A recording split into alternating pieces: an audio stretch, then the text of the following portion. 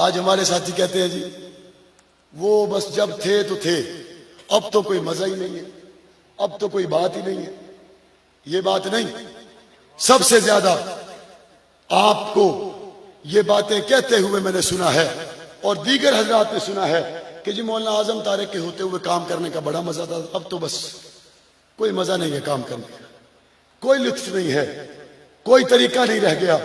میں تحدیث بن نعمت کے طور پر صرف اس لیے کہ اگر کسی کے ذہن میں شیطان یہ وسوسہ ڈال کر اسے اس تحریک سے پیچھے کھینچنے کی کوشش کر رہا ہو تو وہ میرے اس جملے پہ غور کرے،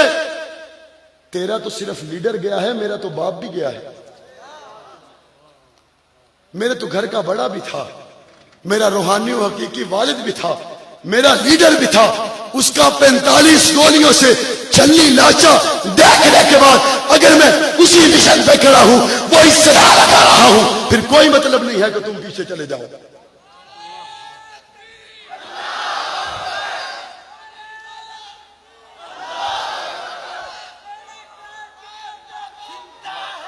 اور انشاءاللہ ثم انشاءاللہ تحفظ ناموس صحابہ کے سلسلے میں، عظمت صحابہ کے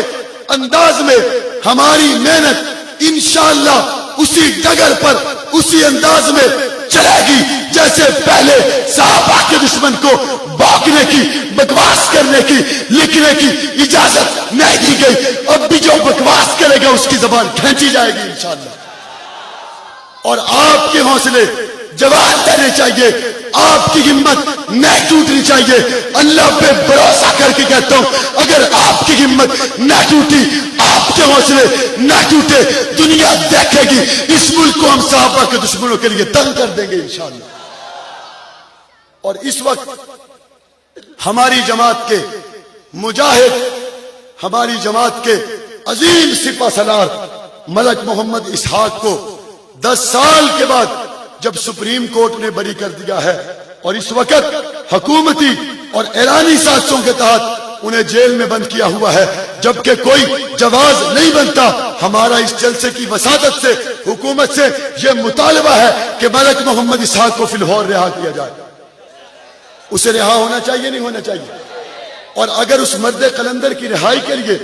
آپ کو یہ کہہ دیا جائے کہ فیصل آباد کے نوجوانوں، فیصل آباد کے طالب علموں، ہمیں اس کی رہائی کے لیے حکومت سے مطالبہ نہیں کرنا ہے، پنجاب اسمبلی کا گھیراؤ نہیں کرنا ہے، بلکہ بزور بازو ملتان جیل سے خود نکال کر لانا ہے، آؤ گے یا نہیں آؤ گے؟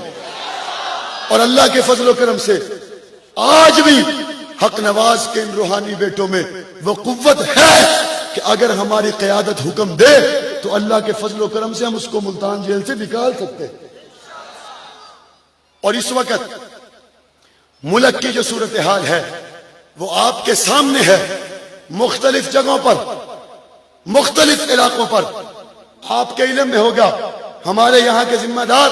مولانا حبیب الرحمان صدیقی صاحب اور عبد الرحمان طلحہ صاحب اور دیگر ذمہ داران موجود ہیں، ان سب کے یہاں کی جماعتی صورتحال کے نظم میں چلتے ہوئے یہ باتیں علم میں ہے، پتہ چلا ہے بعض ملک کے حصوں میں، بعض پنجاب کے حصوں میں صحابہ کرام پر تبرہ ہوا، آقا علیہ الصلوۃ والتسلیم کی ختم نبوت کا انکار کیا گیا، ابھی تک حکومت نے پرچے نہیں لیے، انہیں گرفتار نہیں کیا۔ میں کل خانپور میں تھا، جب میں وہاں علی پور میں پہنچا وہاں پہ سائن نقوی ملعون بھی آیا ہوا تھا، مجھے وہاں پتا چلا کہ یہ خبیث ان لوگوں کی رہائی کے لیے اور ان کا پرچہ ختم کروانے کی کوشش کر رہا ہے جنہوں نے چند دن پہلے ابو بکر و عمر کے نام کے لکھے ہوئے بورڈ پر جوتے مارے تھے۔ میں علی پور میں گیا، وہاں پہ مجھے پتا چلا اس وقت وہ شخص وہاں پہ تھا، اس وقت وہ شخص وہاں پہ تھا، مجھے وہاں ساتھیوں نے بتایا، انہوں نے کہا یہ یہاں پہ آیا ہوا ہے، اور صرف اس لیے کہ جن لوگوں نے،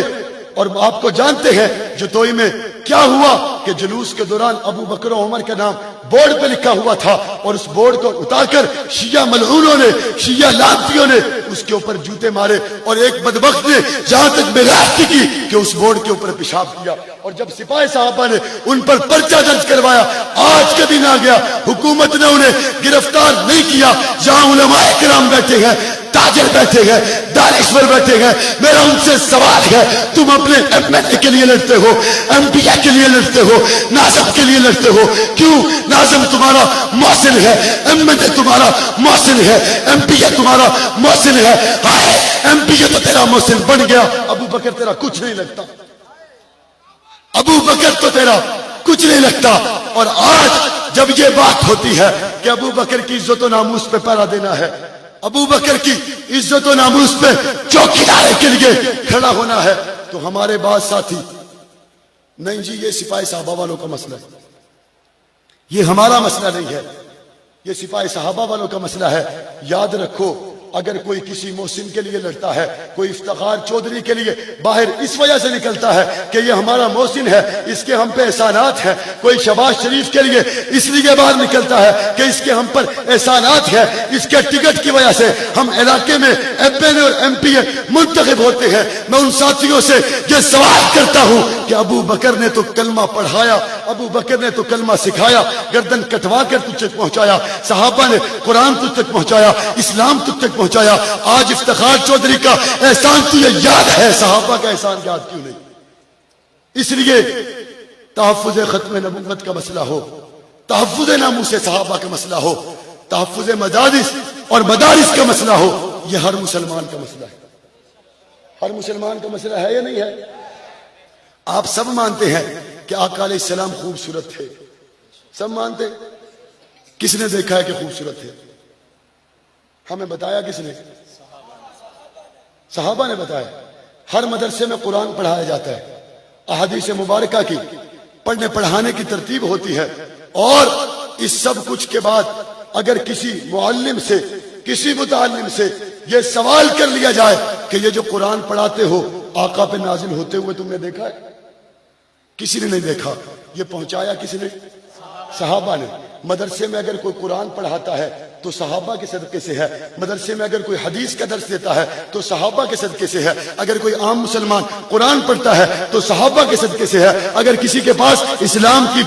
پوری دولت موجود ہے تو صحابہ کے صدقے سے ہے۔ اس لیے ہمارا صحابہ سے بڑا محسن، صحابہ سے بڑا محسن، اور صحابہ کرام کی عزت و ناموس کے لیے آپ کل بھی ہمارے ساتھ تھے، آئندہ اگر آپ کو بلایا گیا آپ ساتھ آئیں گے؟ اور انشاءاللہ ثم انشاءاللہ جو لوگ اس کے لیے جانیں دے چکے اور جو لوگ اس کے لیے قربانیاں دیں گے، جانیں دیں گے، نتیجہ دنیا میں نہیں آخرت میں اور آپ دیکھیں گے کہ ان کا حشر اللہ انبیاء اور صحابہ کے ساتھ فرمائیں گے، اور جو لوگ صحابہ کے لیے ذبح ہو رہے ہیں ان کا حشر میں سوائے جنت کے اور کوئی بدلہ نہیں ہو سکتا۔ اللہ کے رسول سے زیادہ عمل کرنے کی توفیق عطا فرمائے۔ وآخر دعوانا الحمدللہ۔ خوف و اندیشہ و تعزیر و سزا رہنے دے، خوف و اندیشہ و تعزیر و سزا رہنے دے، میرے ہونٹوں پہ صدا حق کی صدا رہنے دے، مالک روز مکافات کو راضی کر لے، حاکم وقت خفا ہے خفا رہنے دے۔